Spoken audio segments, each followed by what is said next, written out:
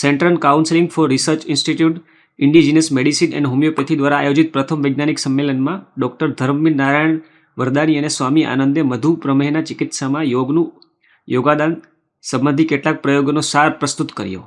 યોગિક treatment research centre નામના સંસ્થામાં જુદી જુદી ઉંમર વર્ગના 283 મધુ પ્રમેહના રોગીઓ પર 3 મહિના માટે પ્રયોગ કરવામાં આવ્યા. રોગીઓને સમતોલ ભોજનમાં રૂપમાં 98 ગ્રામ વસીય પદાર્થ, 400 ગ્રામ કાર્બોહાઈડ્રેટ, 100 ગ્રામ પ્રોટીન, કુલ મળીને 2900 કેલરી નિયમિત રીતે આપવામાં આવ્યું. સમયે તેમનો પેશાબની પરીક્ષા, રક્તમાં ખાંડના ગ્લુકોઝની તપાસ તથા હૃદયના ઇસીજી દ્વારા પરીક્ષણ કરવામાં આવ્યું. રોગીઓને દરરોજ સવાર સાંજ 2 વાર સર્વાંગાસન, હલાસન, મયુરાસન, પાદહસ્તાસન, ઉત્તાનદાયાસન, શીર્ષાસન, આનુસિંહાસન, પવન મુક્તાસન, શવાસન વગેરે સરળ આસનો અને કેટલાક અન્ય યોગિક ક્રિયાઓ કરવામાં આવતી. સાથે તેમની દિનચર્યા નિયમિત ક્રમ રાખી તથા પ્રાર્થના, ભજન, પૂજન, ધ્યાન, સાધના વગેરેનો પણ સમાવેશ રાખ્યો. 3 માસના પરીક્ષણ પછી તપાસમાં માલુમ પડ્યું કે 52% રોગીઓને લાભ થયો છે. એમના ઘણા ખરા પૂર્ણ સ્વસ્થ થઈ ગયા. આ સમયમાં પણ જેમને બહુ થોડો લાભ થયો કે ઠીક ન થયા તે કાં તો જન્મથી કે લાંબા સમયથી રોગી હતા. યોગા લાઈફના 1977ના અંકમાં ડૉક્ટર લક્ષ્મીકાંતનો યોગ એન્ડ ધી હાર્ટ નામનો લેખ છપાયો હતો.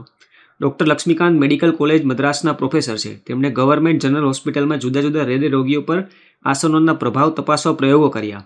તેમણે એવા ઉચ્ચ દબાણવાળા રોગીઓ ઉપર પ્રયોગ કર્યા જેમને મેડિકલ ચિકિત્સાથી કોઈ વિશેષ લાભ નહોતો થયો. પ્રોફેસર લક્ષ્મીકાંત નજીએ 2 પ્રકારના યોગાસનનો અભ્યાસ રાખ્યો. જેમને લોહીનું દબાણ વધારે હતું અને હૃદય કમજોર હતું તેમને કેવલ શવાસનનો જ પગ નીચે નરમ તકિયા મુકાવી અભ્યાસ કરવામાં આવ્યો. આમ કરવાથી રોગીઓને સારો આરામ મળ્યો. જેમના હૃદય મજબૂત હતા તેમને ઉપરના અભ્યાસ માટે હલાસન, સર્વાંગાસન અને વિપરીત મુદ્રાઓનો પણ અભ્યાસ કરાવ્યો. આસનોના અભ્યાસ ઉપરાંત રોગીઓને વધુ સ્ફૂર્તિ અને શક્તિનો અનુભવ થયો અને તેમણે પહેલાં કરતાં વધારે સારી શાંત ઊંઘ આવવા લાગી.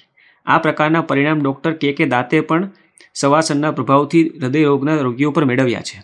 પટનાના ડૉક્ટર શ્રીનિવાસ અને અમેરિકાના ડૉક્ટર બેન્સે પ્રયોગના આધારે જોયું કે હૃદયરોગો પર ધ્યાનનો બહુ સાદો પ્રભાવ પડે છે. આસન વ્યાયામ પૂર્ણપણે વૈજ્ઞાનિક વ્યાયામ પદ્ધતિ છે. આમાં માંસપેશીઓના ખેંચાણ ફેલાવથી થવાથી લોહીના પ્રવાહની ગતિમાં થોડીક તીવ્રતા આવે છે, જ્યારે બીજા વ્યાયામ જેવા કે દંડ બેઠક વગેરેથી દબાવ પડે છે, જેનાથી પેશીઓ કડક બની જાય છે. આસનોથી પેશીઓમાં મુલાયમતા આવે છે, શરીરમાં સ્ફૂર્તિનો અનુભવ થાય છે. શીર્ષાસનનો આસનોમાં સૌથી ઉત્તમ કહેવાય છે.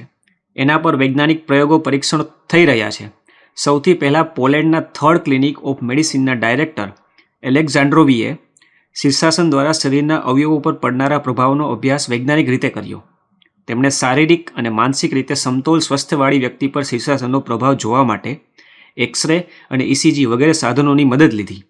પ્રોફેસર જુલિયનને એ વ્યક્તિને ખાલી પેટે 30થી 40 મિનિટ શીર્ષાસન કરાવીને શવાસનમાં વિશ્રામ કરાવ્યો. આસન પહેલાં અને પછી કેટલાક પરીક્ષણોનો નીચે મુજબ નિષ્કર્ષ નીકળ્યો. શીર્ષાસનથી રક્તને જમાવનાર પદાર્થ સીરમ કે જે રક્તમાં મળે છે તેની માત્રામાં સંતુલન આવવા લાગે છે. તેમણે શીર્ષાસનના અભ્યાસથી હૃદયરોગનો હુમલો રોકવાની સંભાવના વ્યક્ત કરી છે. રક્તના શ્વેત કણોમાં વૃદ્ધિ જોવામાં આવી, જેનાથી શરીરની જીવનશક્તિ અને રોગ નિરોધક ક્ષમતામાં વધારો થયો. શીર્ષાસનની સ્થિતિમાં એક્સરે દ્વારા જોતા છાતી પહોળી થવા લાગી અને હૃદય પૂરેપૂરું દબાણ રહિત જણાયું. ફેફસાને પૂરતા પ્રમાણમાં જગ્યા મળે છે. તેમાં ઓક્સિજનની 33% વધારો દેખાયો તથા શ્વાસની માત્રા ઓછી થયેલી જણાઈ. શ્વાસની માત્રા પ્રતિ લિટરે 8 લિટરને સ્થાને 3 લિટર થઈ ગઈ, પરંતુ ફેફસાની તેને વાપરવાની ક્ષમતા વધી ગઈ. બહાર કાઢેલા વાયુમાં ઓક્સિજનની માત્રા 10% વધી ગઈ. ભુજંગાસન પર જૂન 1978માં ચેકોસ્લાવિયામાં સંશોધન થયું. Fast conference on the application of યોગ ઇન રિહેબિલિટેશન થેરાપીમાં આ આસન પર વિશેષ પ્રયોગ કરવામાં આવ્યા. પ્રયોગકર્તાએ નોંધ્યું કે આ આધારે માનસિક તણાવ નિયમિત કરવામાં મદદ.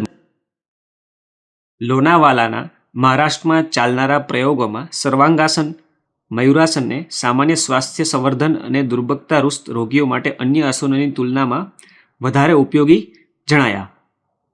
દેશ વિદેશમાં આસન ઉપર સંબંધમાં ચાલી રહેલા સંશોધનો બતાવ્યું છે કે તેમને સરળ વ્યાયામની માફક પ્રયુક્ત કરવાથી એવા રહસ્યમય લાભ ઉઠાવી શકાય છે જે આવી જ બીજી અસંગત ચાલનની સાધારણ ક્રિયા પદ્ધતિઓમાં માધ્યમથી સંભવિત નથી.